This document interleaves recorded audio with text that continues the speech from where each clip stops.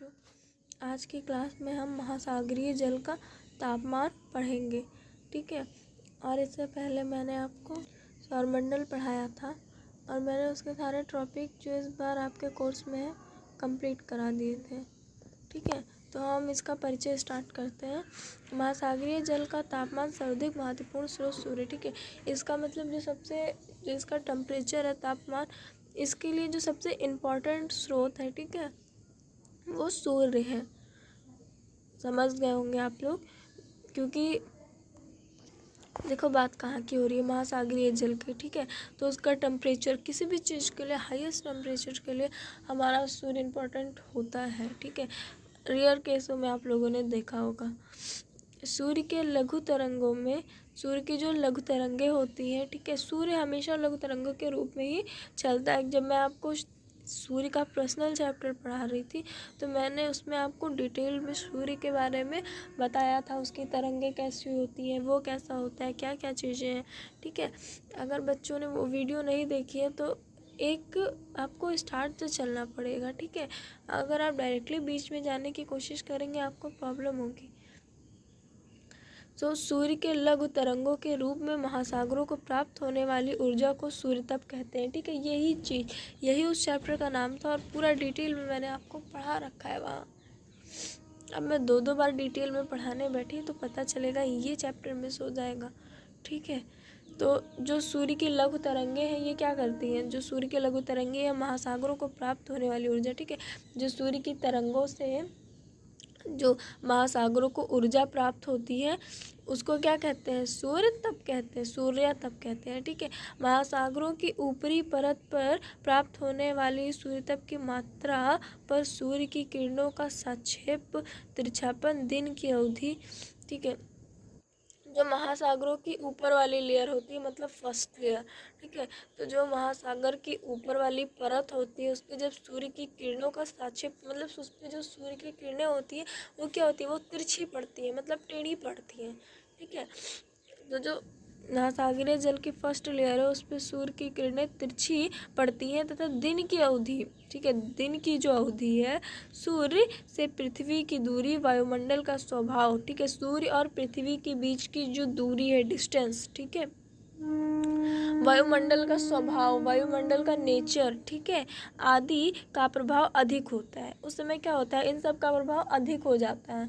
मैं एक बार फिर से एक्सप्लेन कर देती हूँ कि जब सूर्य की किरणें, देखो सूर्य की किरणें जब उस पे महासागरीय जल के फर्स्ट लेयर, मतलब सबसे ऊपरी परत पर पड़ती हैं तो क्या होता है, जो सूर्य की किरणें जब उस पर पड़ती हैं तो वो तिरछी पड़ती हैं। ठीक है, वो एक सीधे नहीं पड़ती, वो तिरछी जाकर पड़ती हैं। और दिन की अवधि में सूर्य और पृथ्वी के बीच जो दूरी होती है, वायुमंडल का जो नेचर होता है, ये सारी चीज़ें क्या होती हैं, अधिक प्रभाव वाली होती हैं। ठीक है, स्थल के विपरीत सागरीय जल के गर्म तथा शीतल होने की क्रिया में कुछ अंतर पाया जाता है। ठीक है, देखो स्थल मतलब स्थान के विपरीत, ठीक है, अलग अलग, ठीक है, विपरीत होने पर, एक दूसरे के अपोजिट होने पर सागरीय जल के गर्म तथा शीतल, सागरीय जल के गर्म मतलब हॉट, शीतल मतलब ठंडा, ठीक है, कोल्ड होने की क्रिया में कुछ अंतर पाया जाता है, मतलब थोड़ा बहुत क्या होता है, इन दोनों में डिफरेंट होता है। ठीक है, क्यों होता है भाई, क्योंकि सागरीय जल में क्षैतिज, सागरीय जल की जो लहरें और धाराएं होती हैं तथा लंबवत उनकी गतियां होती हैं, वो क्या होती हैं, संवहन तरंगों के अलावा वाष्पीकरण की क्रियाएं भी सक्रिय होती हैं। ठीक है, जो सागरीय जल है उसमें क्या होती है, लहरें होती हैं, ठीक है, धाराएं होती हैं तथा लंबवत गतियाँ होती हैं। ये तीनों चीज़ें आपको अच्छे से पता होंगी। ठीक है, तो ये जो होती हैं गतियों के अलावा वाष्पीकरण की क्रियाएं भी सक्रिय होती हैं। जो वाष्पीकरण की क्रिया होती है, वाष्पीकरण मतलब भाप बनकर ऊपर की ओर उड़ता जाना वायुमंडल की तरफ। ठीक है, तो वो क्या होता है, वो भी सक्रिय होती है। स्थलीय भाग में, जो हमारा स्थलीय भाग है, वहाँ पर समान सागरीय भाग में भी ऊष्मा संतुलन की स्थिति पाई जाती है। ठीक है, कुछ ऐसे क्षेत्र भी हैं जिसमें ऊष्मा संतुलन करने की, ठीक है, स्थिति पाई जाती है। कई बार उसमें संतुलन करने की भी स्थिति आ जाती है। ठीक है, सो हम अपना नेक्स्ट टॉपिक देखते हैं। दैनिक तापांतर 24 घंटे के अंदर उच्चवच एवं न्यूनतम तापमान का अंतर ही दैनिक तापांतर कहलाता है। ठीक है, देखो 24 घंटे मतलब एक दिन। ठीक है, एक दिन में कितने और घंटे होते हैं? 24 घंटे होते हैं। ठीक है, तो 24 घंटे में 24 घंटे का जो अंदर उच्चवच एवं न्यूनतम, ठीक है, उच्चवच मतलब हाईएस्ट, न्यूनतम मतलब बीच का। ठीक है, तो ये जो तापांतर होता है, तापमान मतलब टेम्परेचर, ठीक है, टेम्परेचर का जो अंतर होता है, अंतर मतलब डिफरेंट। ठीक है, तो नॉर्मल लैंग्वेज में हम बोल सकते हैं कि जो एक दिन में हाईएस्ट एंड जो मतलब बीच का होता है, ठीक है, कि जो टेम्परेचर में डिफरेंट होता है उसको दैनिक तापांतर बोलते हैं। ठीक है, आपको मैं इसीलिए इंग्लिश और हिंदी दोनों में बता रही हूँ कि हो सकता है बहुत इंग्लिश मीडियम के बच्चों ने भी एडमिशन कराया हो। ठीक है, तो उनको ना डायरेक्टली हिंदी, जैसे कि हिंदी मीडियम के बच्चों के लिए इंग्लिश बहुत ज़्यादा टफ हो जाती है, वैसे हिंदी मीडियम के बच्चों के लिए इंग्लिश बहुत ज़्यादा टफ हो जाती है। ठीक है, अगर बच्चे चाहेंगे तो मैं उनको इंग्लिश में नोट्स भी अवेलेबल करके दे दूँगी, और अगर वो खुद ट्रांसलेट कर ले रहे हैं तो ये और भी अच्छी बात है। ठीक है, महासागरीय जल की सतह का औसत दैनिक तापांतर नगण्य होता है। ठीक है, जो हमारा महासागरीय जल की सतह है, ठीक है, सतह मतलब बच्चों लेयर, ठीक है, एक परत। ठीक है, तो जो उसकी सतह है उस पर क्या होता है, इस पर जो औसत दैनिक तापांतर होता है वो नगण्य होता है। नगण्य मतलब बच्चों जीरो, शून्य। ठीक है, निम्न अक्षांशों पर दैनिक तापांतर, ठीक है, निम्न मतलब 20, ठीक है, निम्न अक्षांशों पर जो हमारा दैनिक तापांतर होता है वो 0.30 से तथा उच्च अक्षांशों पर 0.2 सेल्सियस से 0.3 सेल्सियस से तक होता है। ठीक है, क्या होता है? इतने तक होता है। ठीक है, सामान्य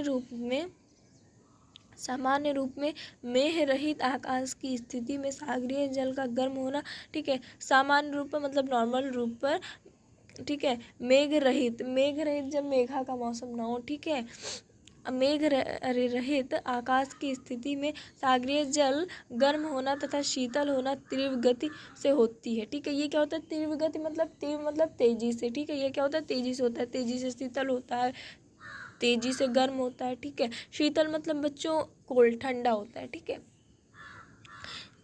ओके, जिस कारण दैनिक तापांतर अधिक होता है। ठीक है, इसी की वजह से हमारा जो दैनिक तापांतर है वो अधिक होता है। इसके विपरीत तीव्र वायु संचार तथा मेघाच्छन्न आकाश के कारण दैनिक तापांतर कम हो जाता है। ठीक है, देखो दैनिक तापांतर के कम होने की और हाईएस्ट होने की शर्त है। ठीक है भाई, जो फर्स्ट शर्त है उसकी वो क्या है?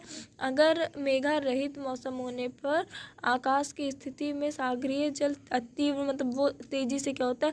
गर्म भी होता है, तेजी से शीतल भी होता है, जिस कारण हमारा दैनिक तापांतर बढ़ जाता है, अधिक हो जाता है। इसके विपरीत तीव्र वायु संचार तथा मतलब आकाश के कारण दैनिक तापांतर हमारा कम हो जाता है। ठीक है,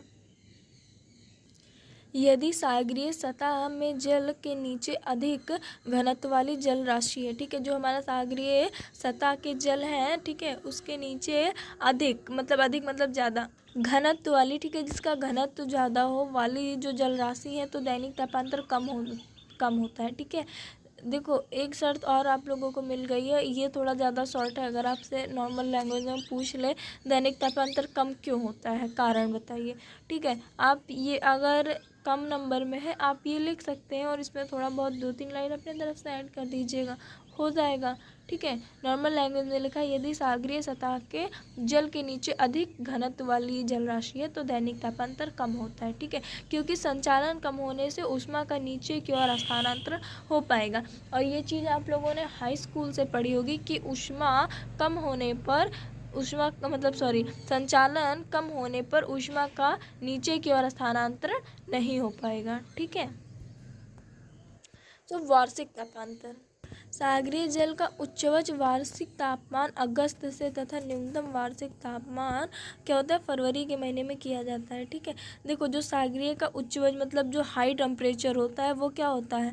वो तापमान जो होता है उसका अगस्त में, ठीक है, होता है। लगभग जो सागरीय जल का उच्चवच वार्षिक तापमान होता है वो अगस्त में, तथा जो उसका न्यूनतम मतलब नॉर्मल, ठीक है, जो उसका नॉर्मल तापमान होता है वो फरवरी के महीने में किया जाता है। उत्तरी गोलार्ध जो हमारा है वहाँ पर सामान्य रूप में औसत वार्षिक तापांतर, ठीक है, औसत जो वार्षिक तापांतर होता है वो 10 डिग्री तक होता है, ठीक है।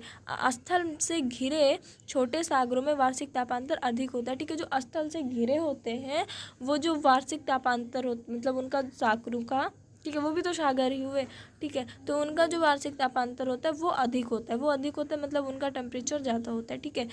रूस सागर में 20 डिग्री तक तथा बाल्टिक सागर में 14 तक सागर का आकार जितना बड़ा होता है, ठीक है, वार्षिक तापांतर उतना ही घटता जाता है, ठीक है। देखो सागर के आकार पर उसका तापांतर डिपेंड करता है, ठीक है। अगर सागर का तापांतर ज़्यादा है, ठीक है, अगर जो हमारा सागर है इसका आकार बहुत बड़ा है, ठीक है, अब मतलब सागर की क्या लिमिट है, सागर तो बहुत बड़े बड़े होते हैं, ठीक है।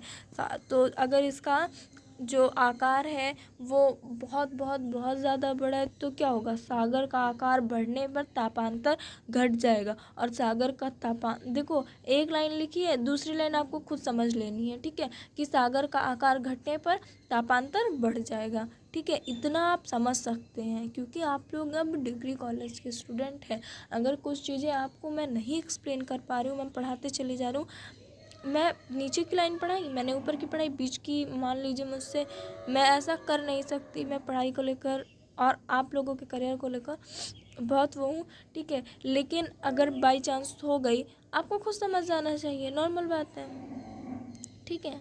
तापमान का वितरण, महासागरीय जल के तापमान के वितरण के साथ दो तथ्यों का विशेष अध्ययन करते हैं, ठीक है। जो महासागरीय जल का तापमान है, ठीक है, उसके वितरण के साथ दो तथ्य, दो चीज़ें और हैं जिनका विशेष अध्ययन हमें करना चाहिए या फिर हम करते हैं, ठीक है। हम किसी भी तरह से लिख सकते हैं, सतह के जल का तापमान तथा उसकी गहराई का तापमान महासागरीय जल के तापमान के वितरण को, ठीक है, ये महासागरीय जल के कारक को प्रभावित करते हैं, ठीक है। कैसे करते हैं चलो देखते हैं। अक्षांश, ठीक है, भूमध्य रेखा, ठीक है, जो हमारी भूमध्य रेखा से उत्तर या दक्षिण की ओर जाने पर सतही जल का तापक्रम घटता जाता है, ठीक है। जो हमारी भूमध्य रेखा है उससे, ठीक है, उससे मतलब दक्षिण या उत्तर की ओर जाने पर, ठीक है, दक्षिण या उत्तर की ओर जाने पर क्या होता है, जो हमारा सतही है, ठीक है, सतह है हमारी, उसके जल का तापमान घटता जाता है, मतलब उसके जल का उसके सतह पर जो जल है उसका टेम्परेचर क्या होता है, उसका टेम्परेचर घटता जाता है मतलब कम होता जाता है। ऐसा क्यों होता है, क्योंकि सूर्य की किरणें ध्रुव की ओर तिरछी होती हैं। जो हमारी सूर्य की किरणें, ये आप लोगों ने इंटर में, साइंस में, हाई स्कूल में अच्छी तरह से पढ़ा होगा, ठीक है। सूर्य की जो किरणें होती हैं वो ध्रुव की और क्या होती हैं, तिरछी हो जाती हैं, मतलब टेढ़ी हो जाती है। वो क्या करती हैं, टेढ़ी चलती हैं, ठीक है। तो तथा सूर्यताप की मात्रा भी ध्रुवों की ओर घटती जाती है। और क्या होता है, जो सूर्य होता है इसकी मात्रा क्या होती है, इसकी मात्रा ध्रुव की ओर जाने पर घटने लगती है मतलब कम होने लगती है, ठीक है। तो क्या होता है, ये घटती चली जाती है। मैं एक बार फिर से रिपीट कर देती हूँ। भूमध्य रेखा से उत्तर या दक्षिण की ओर जाने पर सतही जल का तापमान घट जाता है, जिससे क्या होता है, और यह क्यों होता है, क्योंकि सूर्य की किरणें ध्रुव की ओर तिरछी चलती हैं, जिसकी ओर मतलब एक और इस पे शर्त है कि जब सूर्य की किरणें ध्रुव की ओर चलती हैं तो उसका क्या होता है, उसका मतलब उसकी मात्रा जो होती है ध्रुवों की मात्रा की ओर जब चलती हैं तो ये क्या होती है, घटती जाती हैं, ठीक है।